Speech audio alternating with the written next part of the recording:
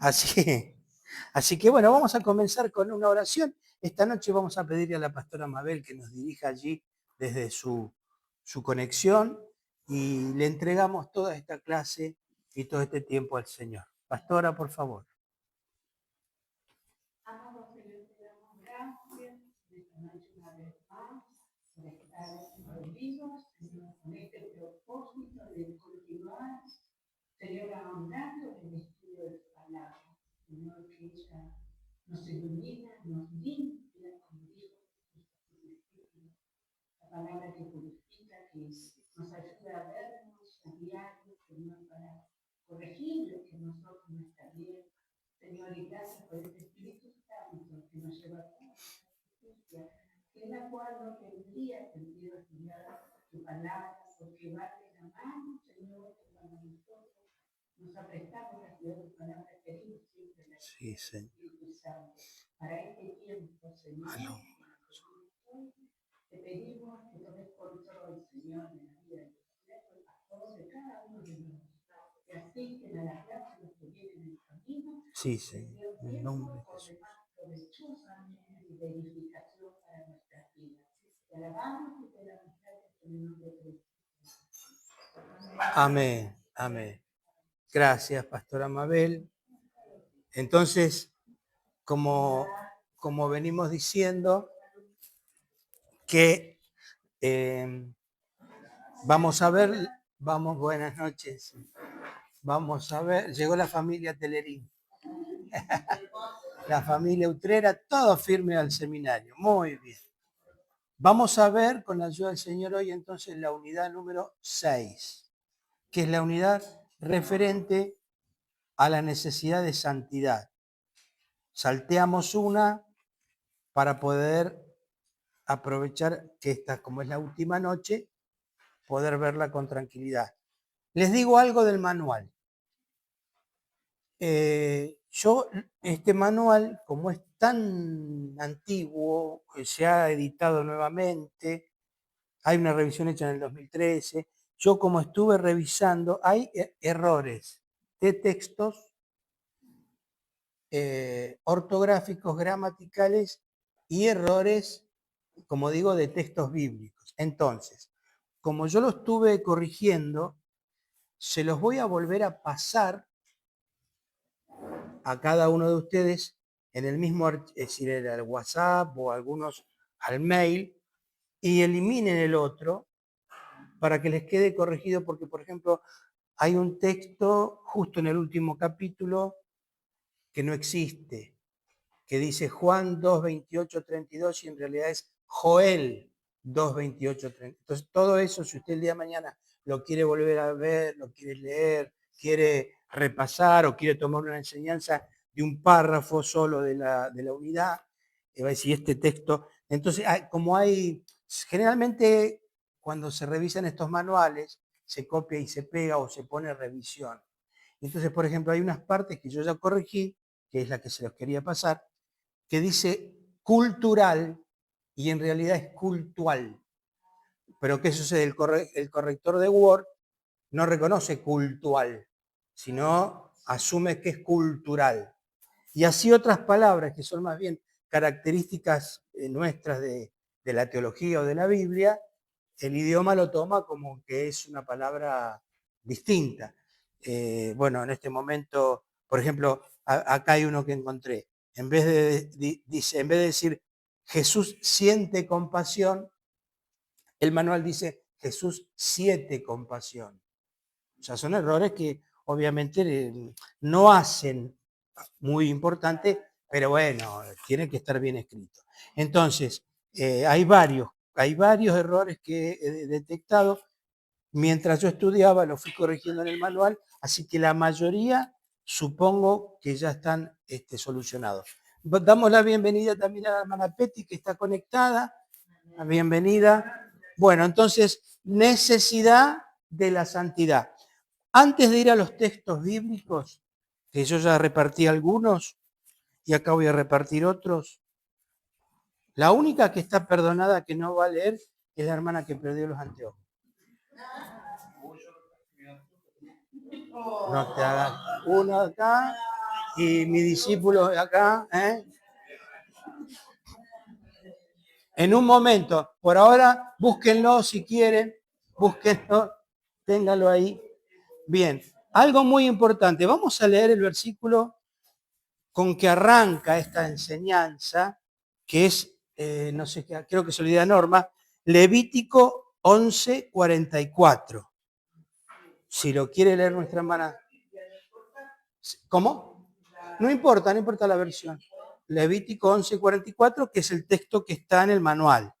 Pues yo soy el Señor tu Dios. Debes consagrarte y ser santo, porque yo soy santo. Así que no te contamines al tocar cualquiera de estos animales pequeños que corren por el suelo. Seréis santos porque yo soy santo.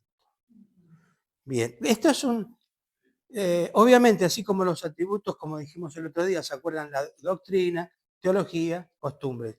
Acá estamos hablando principalmente de doctrina. Entonces, la doctrina de la santidad de Dios es total y absolutamente importante y prioritaria. Ahora, la santidad tiene dos aspectos. Tiene un aspecto negativo y un aspecto positivo. Así siempre tenemos que nosotros interpretar lo que es todo lo que implica la santidad. Cuando hablamos de santidad de Dios, pero también la santidad de las cosas o de las personas. En cuanto a lo negativo, dejo lo malo. Y en cuanto a lo positivo, sigo lo bueno. Esto es a modo de tener una noción de qué estamos hablando. Hay muchos textos en la Biblia que vamos a leer y hay que otros que no vamos a leer porque no vamos a alcanzar, pero fundamentalmente cuando la Biblia habla de santidad, habla de separación de lo malo y sigo lo bueno. Obviamente que al hablar de la santidad de Dios también lo tenemos en el manual, tiene un concepto mucho más específico. Ahora, cuando Dios llama a su pueblo, dice, ¿por qué? Dice, sed santos porque yo soy santo. Fundamentalmente la palabra santidad significa separación. Es algo separado, apartado. Y una de las definiciones que también está en nuestro manual, cuando habla de Dios en cuanto a santidad, habla de que Él es totalmente otro. O sea, es algo indefinible.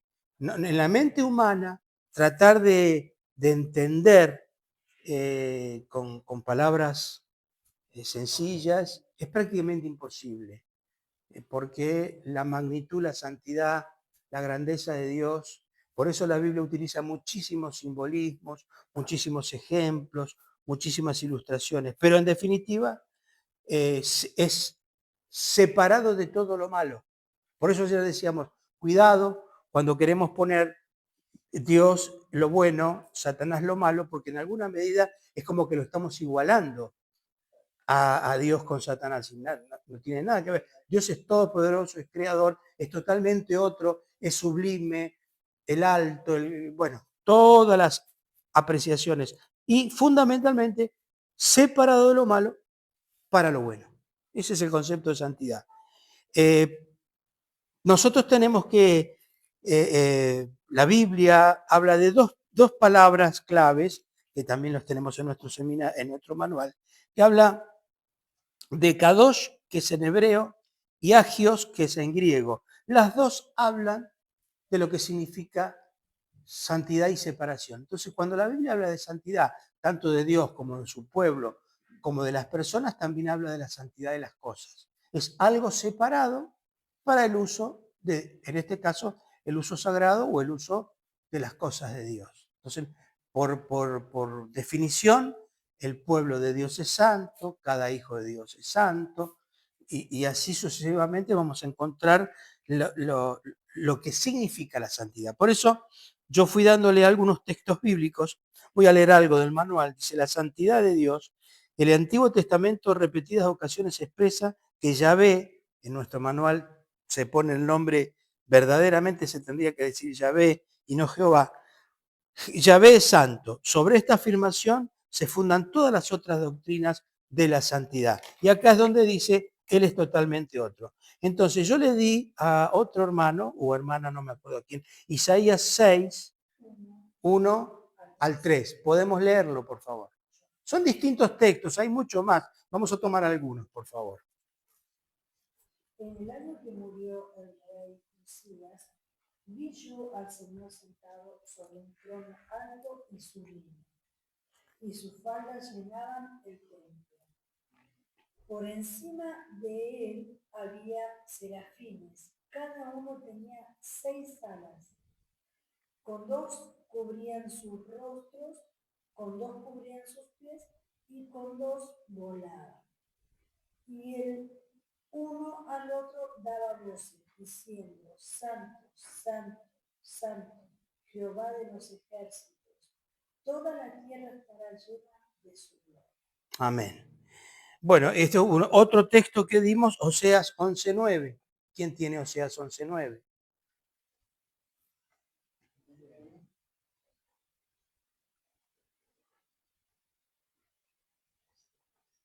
No ejecutaré el furor de mi ira, no volveré a destruir a Efraín, porque yo soy mi Dios,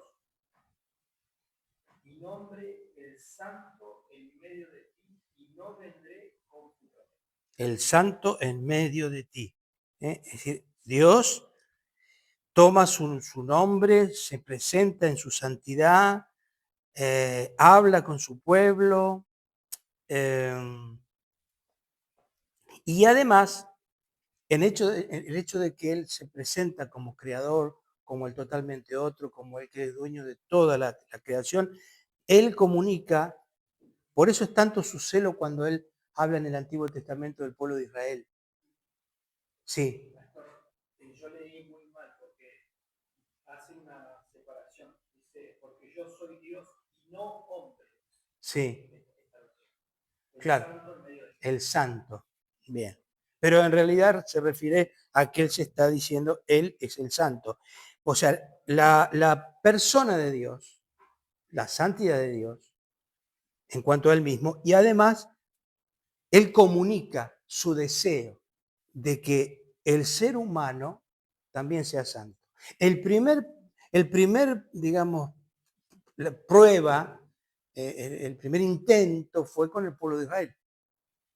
Cuando dice, yo los he elegido, los he separado para mí, para que seáis mi pueblo santo. Ahora, a todo esto de la santidad le tenemos que sacar todo ese hálito de moralina y de legalismo, porque por mucho tiempo hemos confundido el sentido de la santidad con lo que le pasó al pueblo de Israel también, con ritos y actos externos, como que ese rito y actos externos verdaderamente nos santifica. Y eso no santifica. Desde el punto de vista del Nuevo Testamento y de la obra de Cristo, sabemos que el único que santifica es el Señor, a través de su Espíritu y su palabra. Sí, claro. Cuando, no, es que está bien, justamente. Nosotros no tenemos manera de santificarnos, de limpiarnos a nosotros mismos. Sí, quien hace la obra, cuando nosotros partimos de lo que veníamos diciendo estas noches, de la conversión, de que entregamos nuestra vieja vida, todo eso, si no es obra del Señor, es imposible que lo hagamos nosotros. Por eso la Biblia dice, vuestras justicias, vuestros actos de justicia son como trapo de inmundicia, porque solamente el Señor es el que produce en nosotros esa obra sanadora, limpiadora, transformadora. Y es parte de lo que tiene que ver con la santidad. Por eso cuando el Señor habla de ese celo por su pueblo, que el pueblo de Israel no lo pudo llevar a cabo, porque se confundió. Ellos se creyeron que como eran el pueblo elegido, tenían todas las prerrogativas de hacer lo que ellos querían, porque Dios estaba de su lado. Y justamente era todo lo contrario. Ellos tenían que hacer lo que Dios les pedía y ser testimonio de ser un pueblo, el pueblo de Dios. Así que normalmente cometemos el error, y voy a avanzar con esto porque me parece que es un poco el núcleo de lo que tenemos que estudiar. Cometemos el error de creer que si no escucho televisión, si no miro la tele, si no escucho música, si me afeito, si las mujeres no se depilan, si nos vestimos los hombres con pantalones y las mujeres con pollera, todas esas cosas son externas y eso no hace a la santidad. La santidad pasa total y absolutamente por otro. Y si vamos a los textos del Nuevo Testamento, tu palabra, santifícanos en tu verdad, tu palabra es verdad. Por eso decimos leer la palabra de Dios, sumergirnos en la palabra de Dios. Esa palabra de Dios nos lava, nos limpia, nos santifica. La obra del Espíritu Santo nos santifica. Por eso muchas veces, fíjense cómo hasta nosotros nos equivocamos, que decimos, por ejemplo, había una vez una ilustración de un coro, ¿no es cierto? Cuando dice, hay una paloma blanca que está volando en este lugar. Es el Espíritu Santo que está buscando dónde morar. Hay una paloma blanca que está volando en este lugar. ¿Se acuerdan? ¿Lo conocen? No, es más viejo que yo el coro, ¿eh? ¿Y cómo sigue? ¿Se acuerda usted cómo sigue el coro? No me acuerdo yo cómo sigue. No, ese es el hombre de Galilea. Es ese.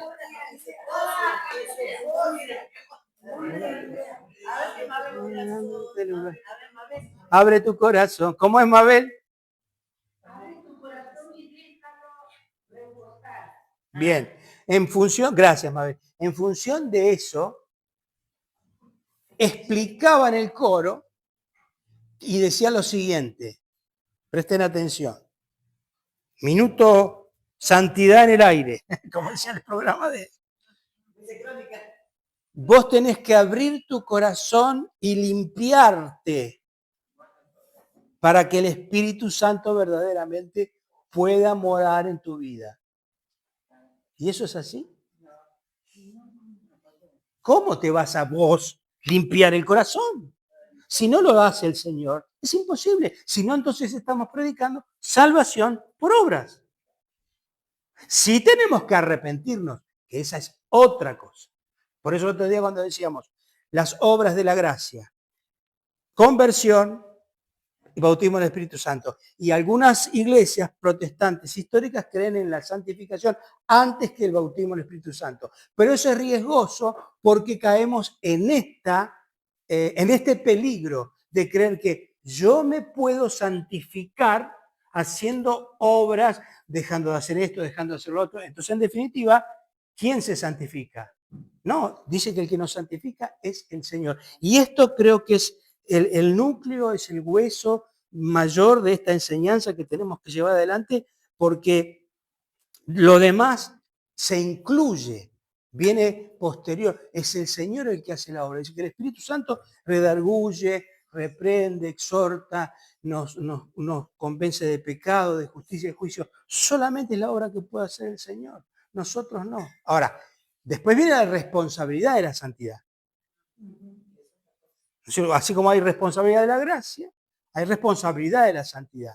Entonces, obviamente, no todo me es lícito, dice Pablo, mas no todo me conviene.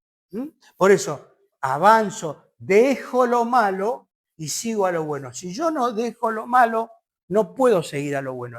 Es algo implícito en sí. Ahora, de los textos del Antiguo Testamento que generalmente se utilizan para hablar de la santidad, y ustedes saben que yo uso con muchísimo respeto y muchísimo cuidado los textos del Antiguo Testamento, porque se prestan justamente al legalismo, se prestan a querer aplicar, como decíamos el otro día, la práctica de la religión judía, cuando en realidad nosotros tenemos nuestra fe cristiana, que el Antiguo Testamento es totalmente válido y es palabra de Dios para nosotros. Pero hay cosas que ya no se aplican a nuestra práctica cultural o de fe, porque obviamente era para el pueblo judío. Pero hay un capítulo que yo le voy a pedir, yo lo voy a leer, le voy a pedir que lo busquemos todos y vamos a tener una lectura, porque leímos recién en Levítico, ¿sí? Que decía, yo soy santo, ¿cómo es el texto? Seréis santos porque yo soy santo. Y después hay texto en el Nuevo Testamento. En Levítico 19, vamos a leerlo, yo voy a leer despacito, algunos textos, no todos, y dice el título de mi Biblia, Leyes de Santidad y de Justicia. Y acá hay un primer secreto y fundamental. No puede haber santidad si no hay justicia. Y eso es lo que le reclamaba al pueblo de Dios el Señor. Mi pueblo se llena la boca de santidad, de sacrificios, de ofrendas, de entregas, de esto y lo otro, pero mi pueblo no es justo. Y ahí entonces el Señor cuando le habla dice, habló Jehová a Moisés, Levítico 19, viene Génesis, Éxodo, Número, Levítico. Es el cuarto libro de la Biblia.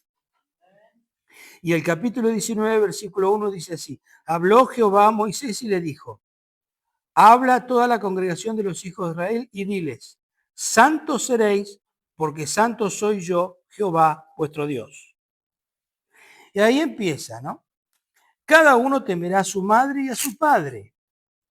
Mis sábados guardaréis, yo Jehová, vuestro Dios.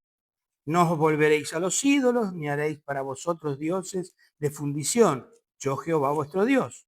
Cuando ofrezcáis un sacrificio, una ofrenda de paz, a Jehová ofrecerlo de tal manera que los acepte. Será comido, bueno, está explicado el versículo 7, cómo se tiene que comer, el versículo 8, sigue hablando de distintos temas rituales en sí.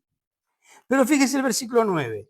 Cuando ciegues la mies de tu tierra, es decir, cuando levantes la cosecha, no cegarás hasta el último rincón de ella, ni espigarás tu tierra cegada. No rebuscarás el 10 tu viña, ni recogerás el fruto caído de tu viña. ¿Para qué? ¿Qué dice? ¿Para qué? Ah, y el extranjero lo dejarás. ¿Se dan cuenta? No robaréis, no mentiréis, ni os engañaréis el uno al otro. No juraréis el falso por mi nombre, profanando así el nombre de tu Dios.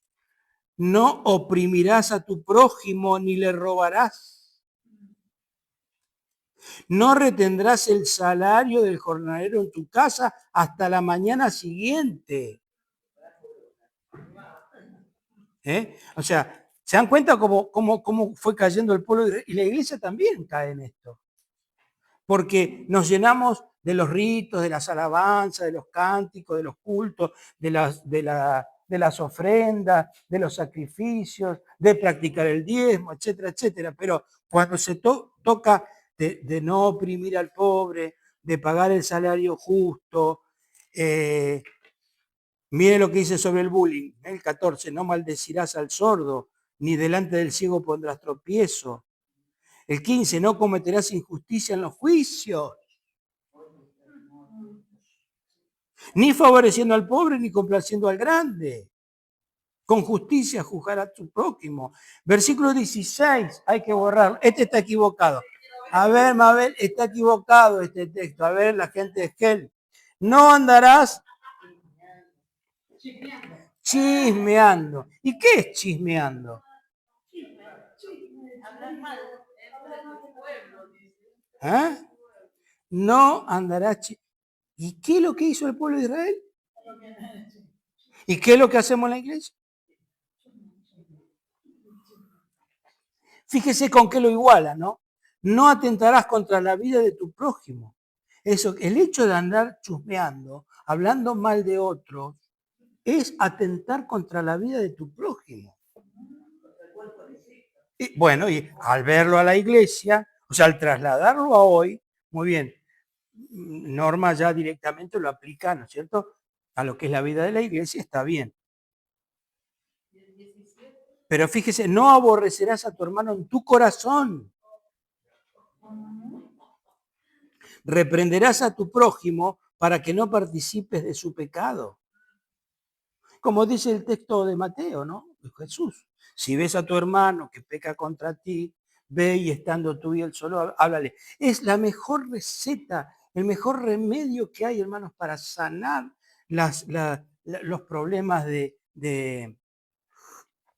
falta de perdón, de errores. Anda, habla con tu hermano. No se lo digas al otro. No andes chusmeando. No, anda, ves tu hermano, arreglará. No te vengarás, versículo 18. Mis estatutos guardarás. Bueno, y ahí sigue, ¿no es cierto? Muchos. Pues claro, nosotros enseguida vamos a esto. Si un hombre se acuesta con la sierva desposada de otro, claro, el pecado sexual, qué terrible. Sí, esto también es pecado, pero lo otro también es pecado. Una cosa es pecado, la otra también. Y el pueblo de Israel se jactaba de practicar los ritos. Por eso Jesús estaba tan en contra de los fariseos, de los legalistas. Porque si nosotros, dice, coláis el camello, coláis el comino y os tragáis el camello. Es decir, era necesario, y te tragáis el camello. Era necesario hacerlo uno, o sea, practicar la justicia, guardar en santidad, pero también no ir en contra de tu prójimo. A veces nosotros dejamos este lado de la justicia, de la santidad. Y el Señor exige que santidad va con la justicia. Y pocas veces lo predicamos así. Porque es como que caemos en esa práctica moralista de que lo que se ve por fuera. Y por eso muchas veces pasa en nuestras iglesias, en la vida cristiana, en los jóvenes que se nos han ido de la iglesia, muchos hermanos que se van de la iglesia, pero sobre todo los jóvenes que dicen, son unos caretas. Dicen, nosotros no vamos a la iglesia, pues son unos caretas, porque los hermanos dicen una cosa en la iglesia y te ven por la calle y ni te saludan, por ejemplo. Entonces, ¿cómo actuar en esos casos? Y bueno, porque tenemos que ser lo que somos. Esto no quiere decir que no vamos a equivocarnos. Esto no quiere decir que somos impolutos y no, somos imperfectos, cometemos errores, pero hay que reconocerse que vamos camino a la perfección. Cuando la palabra de Dios dice en Mateo 5:48, sed pues perfectos como vuestro Padre Celestial es perfecto. ¿Cómo podemos ser perfectos? El significado de la palabra perfecto ahí es sed maduros, creced, reconoced. Todos nos tenemos que reconocer que es imposible ser perfectos, pero vamos camino a que cuando estemos con el Señor llegaremos al grado de la perfección definitiva. Pero este tema de la santidad, por eso es tan importante y tan mal se utiliza. Cuando, por ejemplo, decimos, no, acá atrás del púlpito, el púlpito es santo, sagrado. No, todo es sagrado. Pero la vida misma es sagrada. El don de la vida es santo. Entonces por ahí creemos que son las cosas, decir, no, acá la casa del Señor. Esto es un lugar, un templo, que está separado, sí, en ese aspecto es santo, porque está separado para la casa del Señor. Y obviamente hay un respeto, hay una honra, que no vamos a quitar porque no nos corresponde quitar eso. Pero si estuviéramos debajo de un árbol adorando al Señor, es exactamente lo mismo. El Señor va a estar igual. Pero a veces por ahí preferimos dejar que se muera de hambre un hermano o no ayudar a alguien que está en necesidad porque tenemos que, y ahí viene la parte económica, tenemos que gastar para que el templo esté limpio, lindo, perfecto. No hay que dejar de hacer una cosa para hacer la otra, hay que hacer las dos cosas. Pero si vamos a la prioridad es la persona, no las cosas, no los ladrillos. Jesús le dijo, destruyan este templo y en 3 días lo reedificaré. Lo que él estaba diciendo, ¿qué vale era el templo? Él lo importante.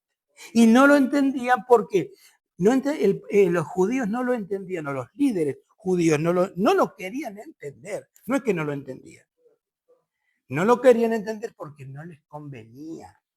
Porque si eso pasaba, se les quitaba la fuente de su poder, de su influencia, de su estatus.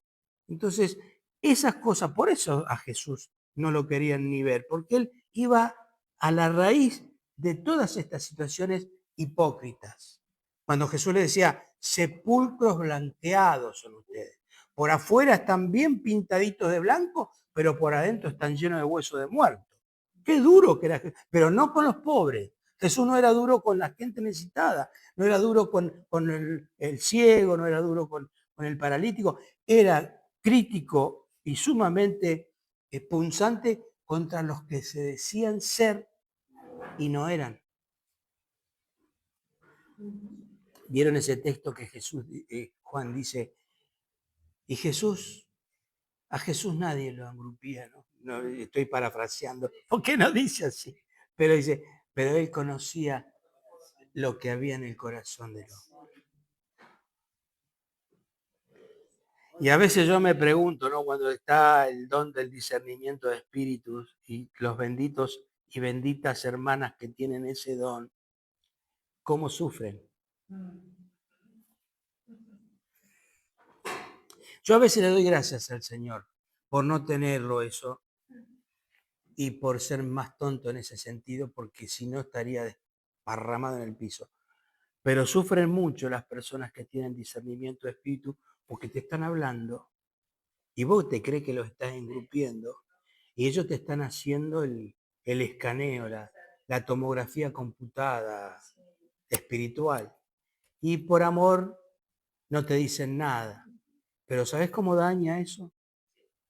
Y esa persona que posee ese don debe llevarlo a los pies de Cristo. Yo siempre les digo, porque no son ustedes los que son engañados. Y no es contra ustedes que esa persona está intentando mentirle o engrupirle. Es contra el cuerpo de Cristo, es contra el Señor. Porque si no es como que uno queda muy expuesto. Es como cuando vos le vas a querer predicar a alguien y te rechaza.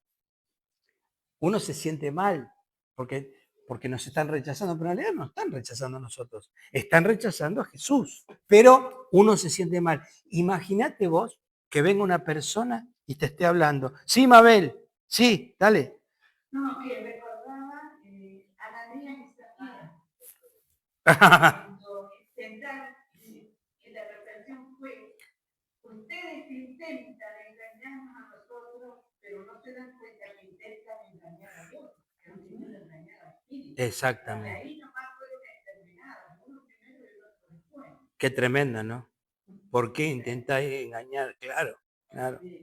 Y menos mal que el Señor tiene misericordia de nosotros, porque si no dicen algunos comentaristas bíblicos dicen que no habría quien sacara los cuerpos, porque allá estaban los otros discípulos que Pedro le dijo, ahí a las puertas ven los piedros que te van a sacar muertos. Dicen que no habría quien pudiera sacar los cuerpos. Que el Señor nos perdone, pero realmente cuando hablamos de estos aspectos de santidad, porque además,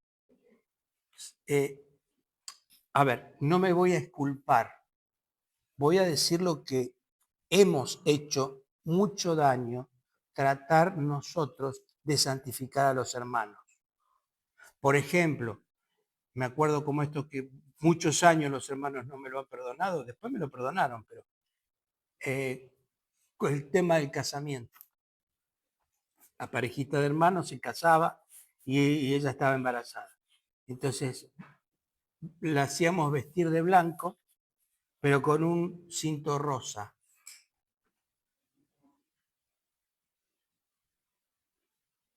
Qué desastre, qué vergüenza me da decirlo. Y era como un mandamiento que nosotros, y yo siendo pastor, lo hacía. Hasta que el Señor tuvo misericordia de mi vida y aprendí la gracia del Señor. Cuando Y- Sandra se acuerda que usted me llamó y me dijo, ¿por qué le hicieron poner una esposa sola? No, ella quiso. Ah, Yo le decía, Sandra no me estaba acordaba. embarazada, Sandra Jacqueline estaba embarazada, no sé qué hacer. Y ella hizo un maldito dile, dice, cuando ella, no, ay, le hizo poner un golpe. Claro, bueno, porque a mí, pues justamente por este antecedente, ¿no es cierto? Que esas personas, ese matrimonio, sirven al Señor y por muchos años, hasta que me dijeron eso y que me perdonaron, yo le pedí perdón. Bueno, porque en realidad era lo que nos mandaban a hacer en la iglesia. Había que investigar, había un poco más que ser agente 007 para investigarle la vida. No, hermano, por eso digo, hacemos tanto mal de malinterpretar la verdadera santidad de lo que tiene que ver con la palabra del Señor. Sí, Mabel, dale. Pero además esta actitud es la misma que habla la escritura cuando a la mujer que fue hallada, dice en el hecho de pecado, y fue y ella iba a ser apedreada. No, sí, no. Y el otro no estaba. No le querían a ella. Si hubiera sido la justicia pareja, ¿por qué no iba el hombre con una corbata de otro color y cuando llamaran Exactamente. Y ahí viene claro, y ahí viene también el patriarcalismo, el machismo dentro de la iglesia. ¿Mm? Que gracias al Señor podemos juzgar, podemos en el sentido de rechazarlo, pero hasta que lo entendimos, por lo menos nosotros, nos llevó muchísimo tiempo y doblemente el peso de la responsabilidad que tenía, por lo menos yo lo asumo como pastor. Porque una cosa es que se equivoque el hermano, otra cosa es que vos como líder hagas equivocar y estás lastimando al pueblo del Señor. Así que por eso siempre doy gracias que el Señor tuvo misericordia y nos rescató y nos enseñó y nos hizo conocer la gracia, el evangelio de la gracia del Señor. ¿Mm? Así que por eso el tema de la santidad tiene que ver justamente con la práctica de la justicia. De misericordia quiero y no sacrificio. Entonces, cuando el Señor habla de un pueblo en santidad, habla de un pueblo que reconozca su nombre. Fíjese que en esta Biblia, que es Biblia de estudios, 1995, explica esto, yo se lo voy a leer, explica esto respecto de Levítico 19. Dice, habla a toda la congregación de los hijos de Israel. Este capítulo se refiere constantemente a situaciones de la vida diaria, de la familia, de la agricultura, el pago del salario a los trabajadores, la honestidad y la justicia en el trato con el prójimo y en el uso de las pesas y medidas. En estas situaciones concretas es donde tiene que llevarse a cabo la práctica de la santidad. Precisamente porque era el pueblo elegido por Dios, el Dios 3 veces santo, Israel estaba llamado a ser una nación santa. Pero esta santidad debía extenderse a todas las esferas de la vida, a fin de instaurar un orden social justo y por lo tanto diferente a las demás naciones. Ahí estaba la santidad, de que practicando lo que el Señor les pedía, no solo iban a tener la bendición del Señor, porque además iban a ser prosperados. Es más, si avanzamos con esto en los otros textos, habla del jubileo, del perdón de las deudas, de la devolución de las tierras, de aquel que había perdido las cosas por haber entrado en préstamos y había quedado en bancarrota. Cada 50 años se devolvían las tierras y se cancelaban las deudas, las hipotecas. La práctica justa, verdadera de la palabra de Dios realmente daría un mundo o una sociedad justa, de iguales, donde nadie estaría en condiciones de oprimir al otro. Y esto es por practicar la palabra de Dios. Lo que Dios le pedía al pueblo del Antiguo Testamento, se lo pide más. Por eso cuando decimos la iglesia es un exponente del reino de Dios, es un anticipo del reino de Dios, la iglesia debería también tener estos principios de amor, de solidaridad, de compromiso con toda la hermandad y con el mundo. Dice Dietrich Bonhoeffer, que es el teólogo que murió bajo el régimen nazi, que fue asesinado en realidad, fue martirizado por Hitler por ser pastor evangélico. Él en su libro dice, una iglesia que no existe para el mundo no es iglesia. Porque no es solo que exista para sí misma, como cuando nosotros decimos, estamos acá adentro, somos iglesia, es un pueblo muy feliz. Si la iglesia no existe para el mundo en cuanto al servicio, en cuanto a la justicia, en cuanto a la entrega, pierde su razón de ser. Y fíjense ustedes, un hombre, un siervo de Dios, que por predicar la palabra de Dios, por estar expuesto allí en la Alemania nazi, obviamente lo encarcelaron, y como él siguió escribiendo y seguía denunciando desde la cárcel, bueno, lo mandó a matar Hitler. Pero sus libros quedaron.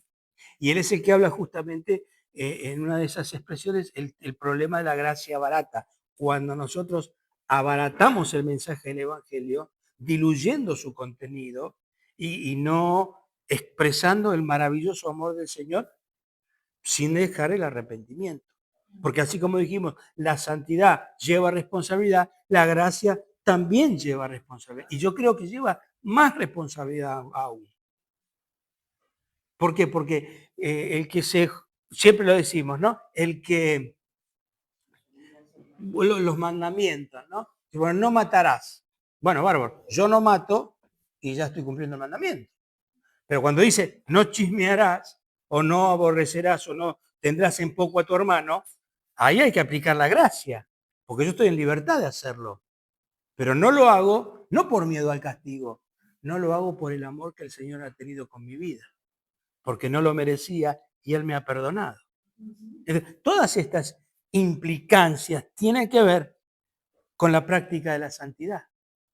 Y a veces el concepto que generalmente se termina teniendo es otro. Yo siempre que me río, perdón, lo digo en broma, porque lo hemos vivido, cuando ahora nosotros no lo vemos seguido. No sé si vos lo ves, Eugenio, o allá, Cristian, ustedes lo ven por ahí, no sé, a las hermanas. Las hermanas con rodete. Yo me hago a la mañana para Pero hoy en la sesión de kinesiología, sale el kinesiólogo, saluda a una paciente y la esposa también, porque saludan a todo el mundo que entra y que sale. Y yo digo, esta es una hermana de cajón. Rodete, porque encima el kinesiólogo la carga por el rodete. Entonces yo me estaba leyendo mi celular, estaba estudiando de ahí, me doy vuelta y salía una señora con un rodete y la pollera larga. Típico, digo, esta es una hermana. O puede ser testigo de Jehová. Ahora, ¿se dan cuenta que eso no es símbolo de santidad?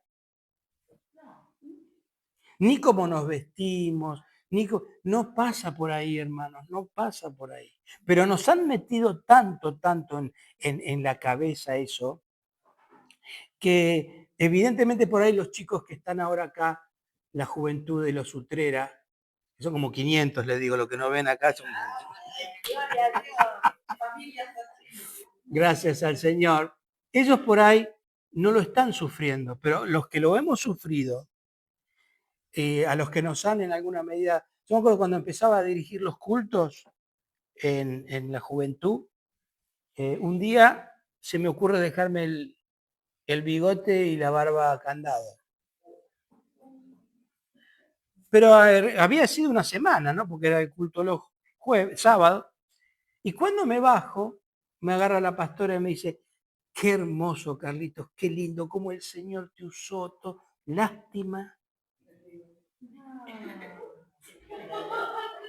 Lástima que te deje la cara sucia. Que te dejaste la cara sucia. Yo, ¿cómo la cara sucia? Y entonces me hace así, me hace así.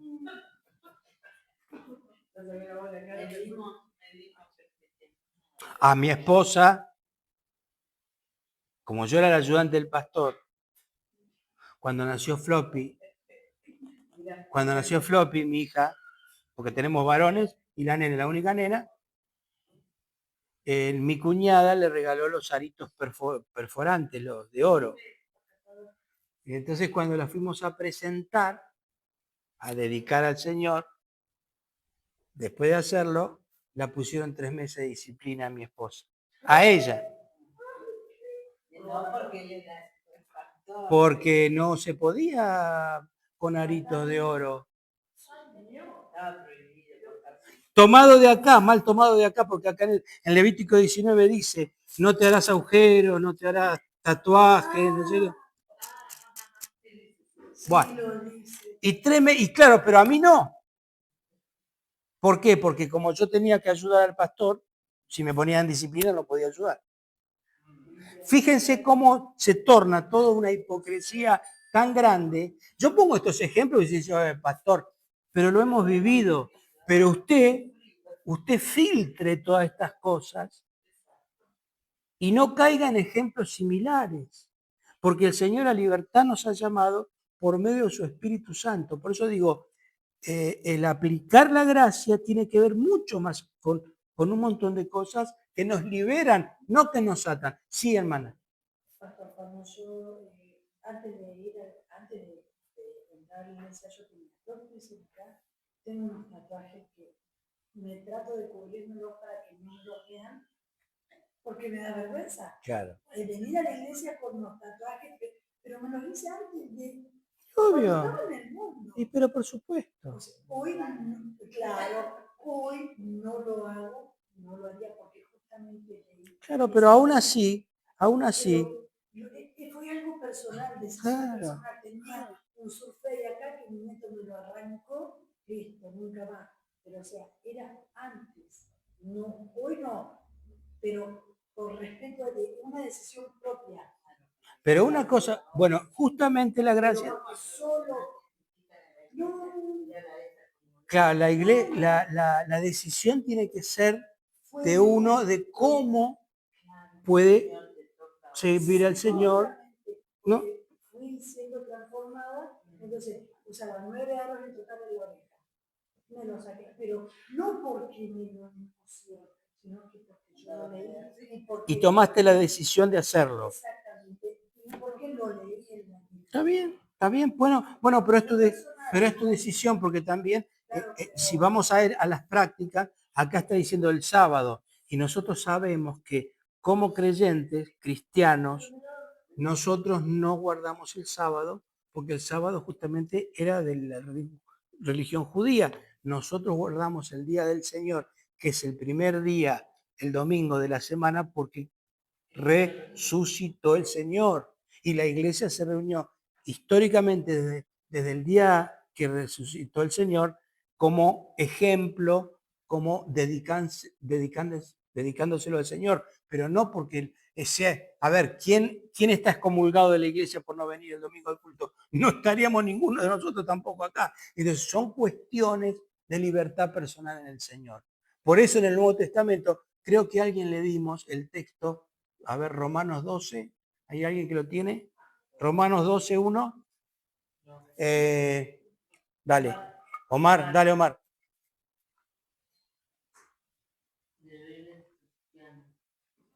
Así que, hermanos, os ruego por la misericordia de Dios que presentéis vuestro cuerpo en vuestro culto racional. Os rogamos, hermanos, por la misericordia de Dios, que presentéis vuestros cuerpos en sacrificio vivo, que es vuestro culto racional. Y después sigue diciendo en el otro texto, pero esto tiene que ver con la presentación toda de nuestra vida. No solo cuando venimos al culto, toda nuestra vida está ofrecida al Señor y que lo podemos hacer racionalmente. con decisión propia, puesto la voluntad en hacerlo. Por eso estamos en libertad de decir, bueno, perfecto, yo antes me vestía así o yo antes usaba esto, bueno, yo no lo hago más. Y no juzgamos, no juzgamos. Y tenemos que entender, hermanos, que no estamos para juzgar cómo se viste la gente, cómo se visten los hermanos. Por favor, terminemos con esas hipocresías. Porque ¿quién soy yo para juzgar al otro o a la otra persona de cómo se viste? Pero por favor, ¿usted se lo imagina a Jesús condenando estas cosas? No tiene sentido. Por eso cuando están tan eje central aclarar los temas de la santidad, porque hemos vivido otros aspectos de la santidad mal entendida. Y aún en la Biblia, ¿no es cierto?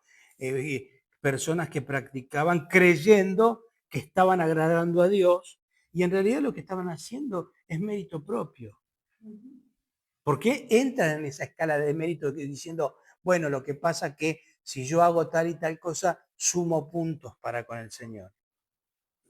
Y no, ¿se acuerdan el ejemplo? Dice, entró al templo el fariseo y el publicano.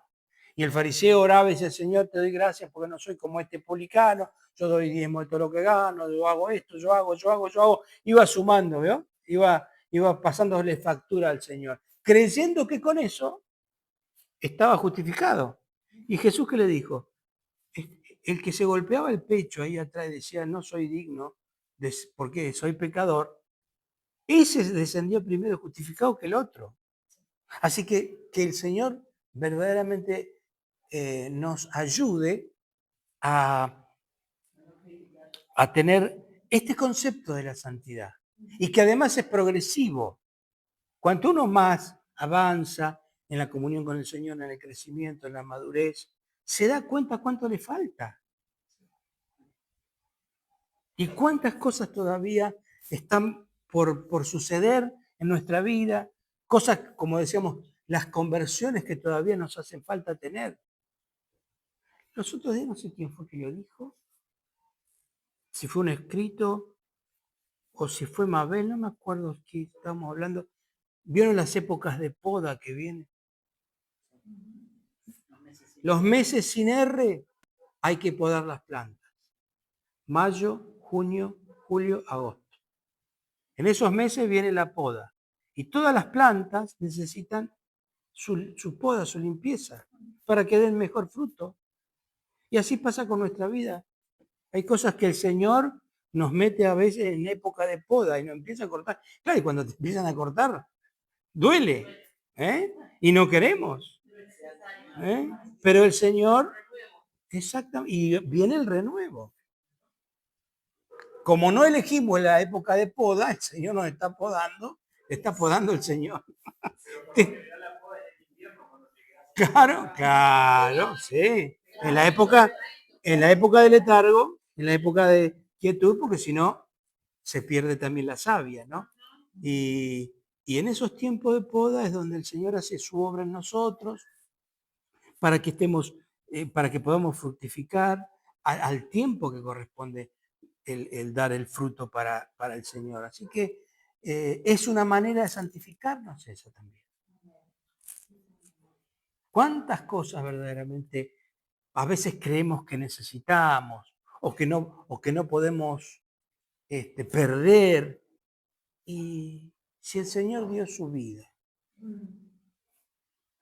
Pero claro, somos seres finitos, humanos, y necesitamos muchas veces de ese cuidado y bueno, nos duele. Muy bien, hermanos. Nos quedaría la última unidad, pero como ya es tarde y las velas no arden, vamos a... sí les voy a decir respecto del último capítulo que es del regreso del Señor, siempre tenemos que pensar que es el ya, pero el todavía no del reino. El ya, pero todavía no del reino. yo sé que, porque no nos va a dar el tiempo, si nosotros tenemos que ver en la unidad de la venida del Señor, que es la octava, la última unidad, el retorno de Jesucristo, acá se divide en dos formas. Una es el día del Señor, el día de Yahvé, y otra es el regreso del Hijo del Hombre, como el mismo Jesús lo presenta. En el manual está bien explicado, solo que falta la parte, yo después se la voy a hacer, les voy a hacer llegar el escrito, que tiene que ver con la importancia del ya, pero todavía no del reino. ¿Qué hace esto? Hace de que le quitemos toda falsa expectativa y todo miedo a la venida del Señor. Porque este tema de la venida del Señor se ha mal utilizado también para generar temor en las personas, ¿no es cierto? Dijera una expectativa de incertidumbre, de no tener seguridad. Y no, nosotros estamos seguros de nuestra salvación. Y el día que el Señor venga, si viene primero por mí, me voy con Él. Y si viene por usted, se va con el Señor, que es cuando partimos de esta tierra. Si el Señor viene a buscarnos en su segunda venida literal y visible, nos iremos con Él porque somos su iglesia, ¿no? Ahora, esta postura evangélica, pentecostal, cristiana, la que sostenemos en Alit, no es otra, o sea, es otra porque las iglesias históricas generalmente no creen en la segunda venida como creemos nosotros. Entonces, pero para no complicar, porque no lo vamos a desarrollar esta noche, sí les voy a hacer acercar ese escrito que habla del ya, pero todavía no del reino. Cada vez que usted tenga una duda respecto de la venida del Señor, piense en esta frase: el ya, pero todavía no del reino. Cuando Jesús dice, el reino de Dios ya está entre ustedes, es porque el Señor había venido. Con Él se inicia el tiempo del fin. No es que ahora, en el siglo XX, en el siglo XVIII, el siglo XXI, es que se inicia el tiempo del fin. No, el tiempo del fin se inició con la primera venida del Señor. Y los últimos tiempos son desde ahí, no desde ahora. Lo que pasa es que, claro, nosotros leemos las señales que decían que iban a suceder y ¿qué pasa? Decimos, bueno, sí, estamos en los últimos tiempos. Claro, pero si usted ve lo que le pasó a los que vivían al comienzo del siglo XX con la Primera Guerra Mundial, ¿qué se decía? Y estamos en los tiempos del fin. ¿Por qué? Y porque se hablaba de guerra y rumor de guerra. Y está bueno, pero pasó la Primera Guerra Mundial, pasó la Segunda Guerra Mundial. Ahora prácticamente de una u otra forma estamos casi en la Tercera Guerra Mundial o en las guerras y todavía el Señor no vino. Entonces, atarse a ponerle una fecha o empezar a decir y generar miedo a las personas, a la iglesia o en la prédica no es lo correcto. Lo correcto es decir, Señor, sí sabemos que tú vas a venir, sí sabemos que tu reino está presente entre nosotros por el obrar del Espíritu Santo a través de la iglesia, que es un anticipo del reino. Pero quien sabe de la venida del Señor, no lo tenemos. Así que por eso el ya, pero todavía no del reino, es muy importante para que usted tenga herramientas para analizar todos esos textos que a veces se mal aplican y es como que se le pone premura a las personas y bueno, con esto usted va a bajar los decibeles porque el Señor mismo dijo, yo no sé ni el día ni la hora en que he de volver o que ha de venir el Hijo del Hombre. Es potestad de mi Padre Celestial. Así que mientras eso sucede, sigamos predicando, enseñando, sirviendo a este Jesús maravilloso que nos ha salvado por amor.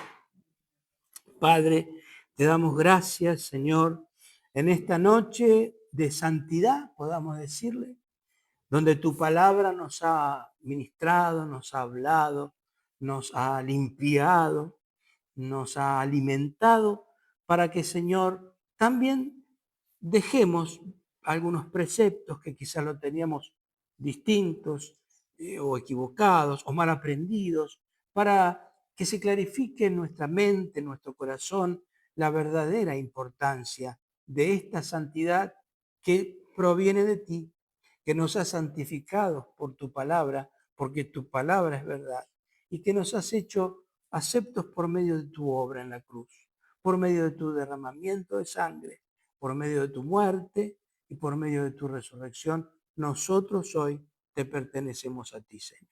Por eso te damos gracias, por eso te bendecimos y te rogamos que permitas cada uno de los que han participado de estas clases tu bendición, que es la que enriquece y que no añade tristeza con ella. En el nombre de Jesús, despídenos con tu paz, Señor. Amén y amén.